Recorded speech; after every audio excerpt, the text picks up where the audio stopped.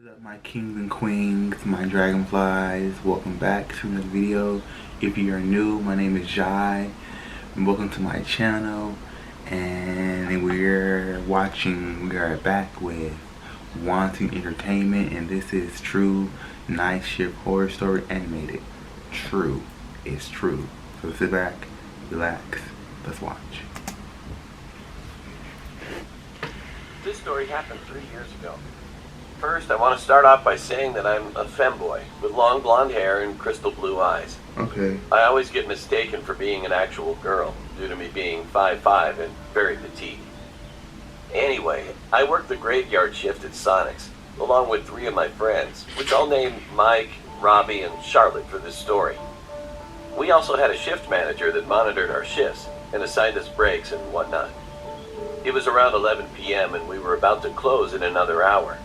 The shift was really slow, and there was really nothing to do other than redo everything we'd already cleaned. Our shift manager, being the laid-back woman she was, said that we could do whatever, but we would have to come back immediately if we began to pick up on orders. Really, she only said this so she could go out back to smoke a cigarette and scroll through her Facebook. Robbie and Charlotte decided to sneak off, knowing that our manager wouldn't return back inside until it was closing time. So they took Robbie's car and drove off, saying they'd be back before our manager even noticed. This left only Mike and I alone in the store. After a while, I noticed something on one of the monitors. A man just stood there. He was extremely tall and lanky. It was like his arms were extremely long, though I could be exaggerating. His skin did a horrible job on covering the bones underneath. His eyes looked like they were going to pop out of his skull, and his teeth didn't fit in his mouth. He just stood there, swaying side to side. It was like his body moved, but his head and neck didn't move with it, even though they were attached. Well, I was completely freaked out, and Mike just laughed, saying he must be stoned. I laughed it off too, but only to make me feel better. It didn't. Because he didn't have a car, my headset didn't connect to the speaker that allowed me to speak to him. He stood there for about another 5 minutes before he walked away.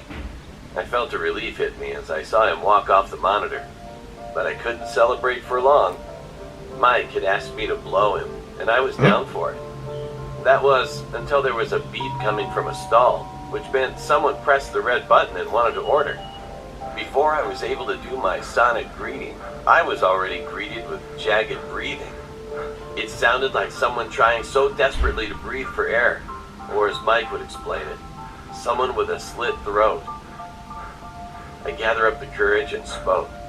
"Welcome to Sonic. Order when you're ready." I was just greeted with heavy breathing.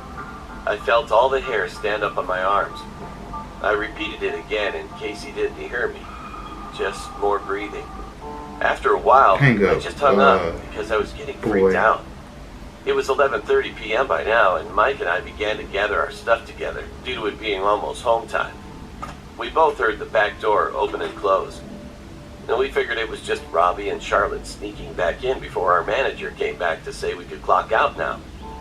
"You guys are early," Mike called back there. No response. "You guys back there?" Mike called. Still no response. I could see Mike getting irritated. He marched back there while saying, "Hey, I'm speaking to you guys. Mike got quiet. I went to him to figure out what the hell was going on back there. As I stood next to Mike, I saw why he went quiet. It was that man from outside.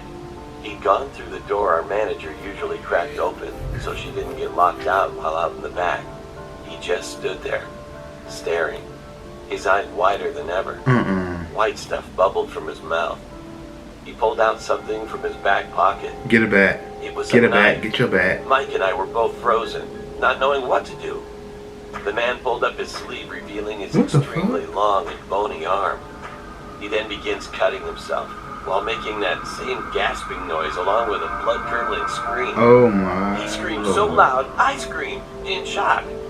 Then he turned and limped toward the door, one leg walking while the other leg dragged behind. Mike and I just stood there. It wasn't long before Charlotte and Robbie walked in, filling the silence with their laughter. They looked at the terrified look in our eyes, and we immediately told them everything. All types of drugs. At first, they didn't believe us, but I guess the tone and look of our faces showed we weren't lying. Soon our manager walked in asking if we were ready to leave. I asked if we could replay the outside tape from an hour ago, and she agreed. As we watched the tape, I was even more stunned at what I saw. There was no man in the drive-thru or standing at the stall. And the creepiest thing? Seeing me and Mike just standing there terrified. What? At nothing. Your boy's confused. He was just... And usually you'll see the blood on there when he was stabbing himself.